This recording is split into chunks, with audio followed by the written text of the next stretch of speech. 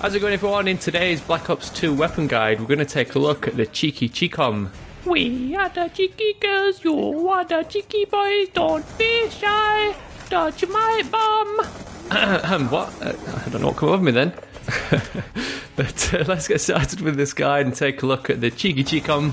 I'm sure we're all familiar with this weapon. It's a unique new weapon to Black Ops 2. It's the only burst submachine gun we've seen in Call of Duty. This one is a pretty good weapon, but there are others that kind of outshine it. But if this is your favourite weapon in the game, you might want to use one of those permanent unlock tokens just so you can keep hold of this weapon, since it's not unlocked until level 37.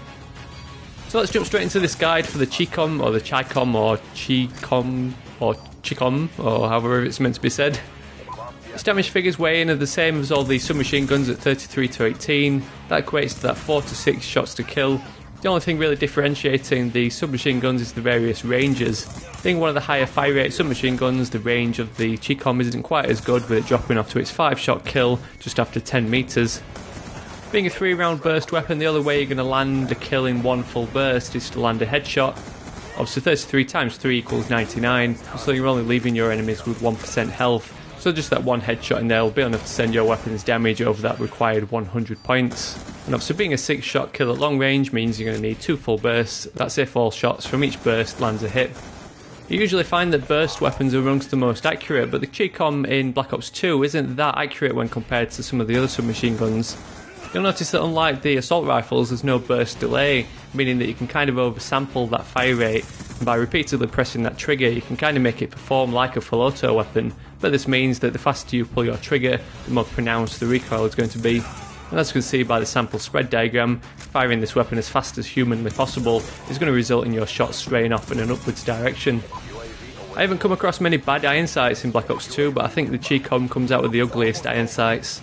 I personally have a real tough time using these iron sights, but I guess you do get that nice sharp triangular front pin, which I guess some people might be able to use perfectly well.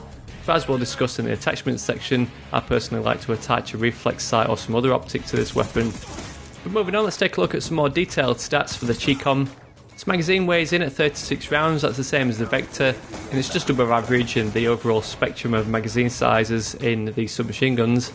You can extend this with the extended clip attachment to 48 rounds, and once again, as we'll discuss in the attachments section, this is one of my preferred attachments to go with. One of the best features for the Chicom is its fire rate. It weighs in with the same fire rate as the Scorpion at 1,250 rounds per minute, with the exception that the Chicom is 3-round burst as opposed to full auto by default. You can convert the Chicom to full auto with the select fire attachment, but that'll actually decrease the fire rate back down to 937 rounds per minute. So considering that you can almost make this weapon full auto just by constantly spamming that trigger and oversampling that burst, you can just about achieve that full 1,250 rounds per minute without the help of that select fire attachment. Reload time for this weapon is pretty good. It's just behind the MP7 at 2.07 seconds. Then to recover some general stats for the submachine guns, you get the fastest aiming speed, as well as no movement penalty, with these weapons being pretty light and manoeuvrable. So like we've already discussed, the Chicom CQB in Black Ops 2 is the only 3-round burst submachine gun we've seen in Call of Duty. Other than being quite a novelty feature, I don't think this either provides an advantage or a disadvantage in game. Usually burst weapons lend themselves to being more accurate, but as a result leave you at a bit of a disadvantage at close range with that burst delay. But with the Chicom, with there being no burst delay, it doesn't really affect the weapon's performance. As long as you can pull the trigger fast enough, you can quite easily achieve full automatic performance. The only difference being is that you might end up with a little bit of finger fatigue, with you having to press that trigger multiple times as opposed to just holding it down. I personally like to use this weapon if I'm looking to use something a little bit different from the mainstream weapons. The only thing letting it down for me is those iron sights, with there being other weapons that perform quite similarly but have decent iron sights by default, which saves me an attachment slot by not having to equip the reflex or other optic. So while that burst mode doesn't really add anything or take anything away from the weapon, it's a cool addition to the game and it adds some nice variety to the whole spectrum of weapons, and I hope that Call of Duty developers continue to add cool little unique features to weapons like this in the future. So let's move on and take a look at my recommendations of an attachment configuration for your Chicom in game. Like I mentioned, I'm personally not a fan of those iron sights, so the first attachment I go for is an optic of some kind. Out of all the posh millimeter scanners and target finders and hybrid scopes and things like that, the one I prefer is a plain old reflex sight. This one gives you the least zoom, and it gives you a nice window to aim through without taking up too much screen and obscuring your vision.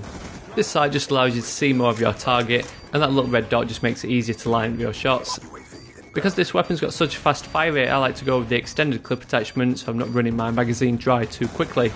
Usually those burst weapons help you conserve your ammo a little bit better, but with the Chicom not having any burst delay, you can get carried away with your trigger finger and empty that magazine just as quickly as you would with a full auto weapon. Then if I was running the primary gunfighter wildcard, there's two more attachments that I'm kind of 50-50 over, either the suppressor or the long barrel. Obviously with the suppressor you get those stealth benefits of staying off the radar, but it does inhibit your weapon's range, which I found did affect the weapon's performance, with me needing more burst than what I'd otherwise be used to. On the other hand, I got some good gains with the long barrel. That slightly increased range did seem to help me take out targets that tad bit faster, and I got some of my better games with the long barrel attachment. But this could all be placebo, since if you look at the stats, this weapon's a 4 to 6 shot to kill.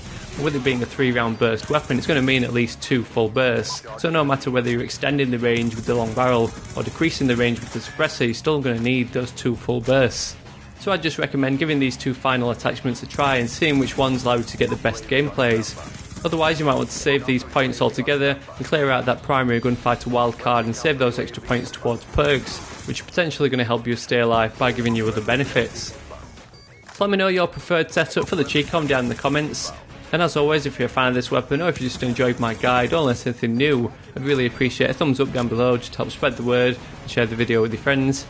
We're making good progress through the weapons as part of this Black Ops 2 weapon guide series, so don't forget to check out the playlist link down in the description in case you've missed any previous episodes. Also let me know which weapon out of the pike you're looking forward to seeing me cover in the near future.